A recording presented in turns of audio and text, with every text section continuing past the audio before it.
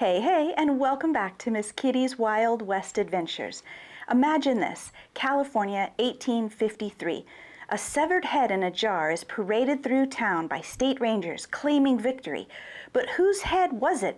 And was the man it belonged to a ruthless criminal or a wronged hero striking back? Today we ride into the legend of Joaquin Murrieta, the man some call the Robin Hood of the West, and others call its most notorious bandit.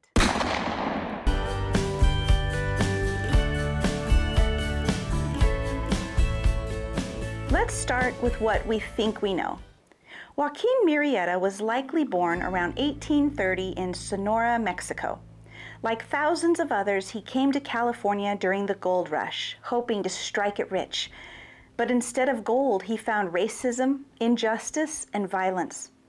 Mexican miners were often driven off claims, beaten, or even worse. Some accounts say Murrieta and his family were attacked, his wife allegedly violated, and his brother lynched. Now, here's where the road forks.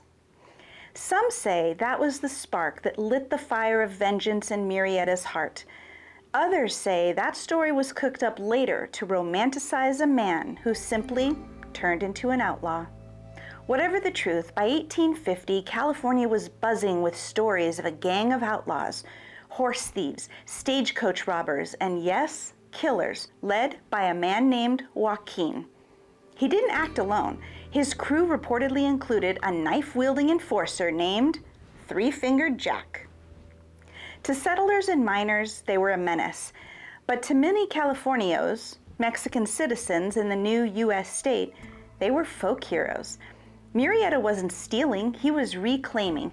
He wasn't killing, he was avenging. Ballads and dime novels quickly blurred the line between fact and folklore. He became a symbol, a face for resistance against the white settlers and a brutal new regime that had taken over their land.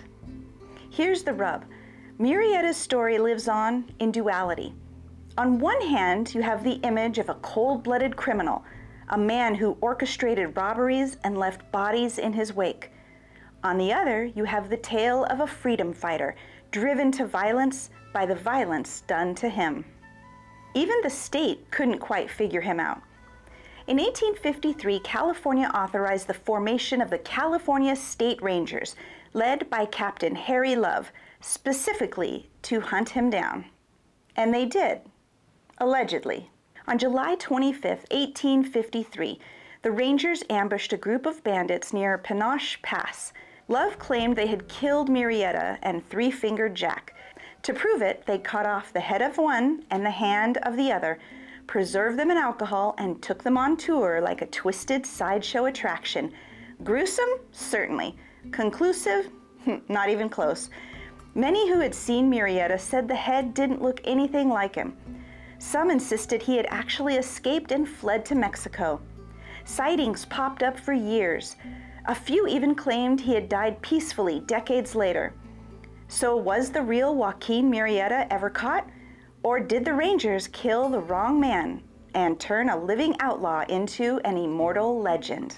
But wait, we're not done. The myth didn't end with that jar.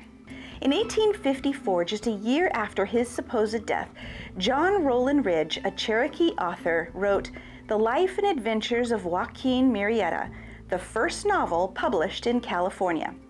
It painted him as a tragic hero, a Mexican patriot and a victim of white cruelty. Fast forward a century or so, and you get Zorro, the masked vigilante who protects the powerless and hides behind a charming persona. Sound familiar? That character was inspired in part by Murrieta. He also appeared in comics, songs, movies, and even revolutionary propaganda. In Chile, the Joaquin Murrieta opera reimagined him as a global freedom fighter. This man, who may or may not have been real, became a symbol that echoed across cultures. So who was he? A thief with a thirst for blood? A hero with a heart full of fire? Or a ghost whose story keeps shifting depending on who tells it? In the end, maybe Joaquin Murrieta was all of those things, or none of them. What's certain is that this legend refuses to die, And on this day, July 25th, the anniversary of his supposed death, we remember the man who became a myth and left a legacy soaked in gold, blood, and mystery. And hey, if this wild ride through history tickled your spurs, don't forget to like this video and subscribe for more tales from the Wild West. Thanks for riding along with me through the shadows of the California hills. In the meantime, I'll catch you on down the trail.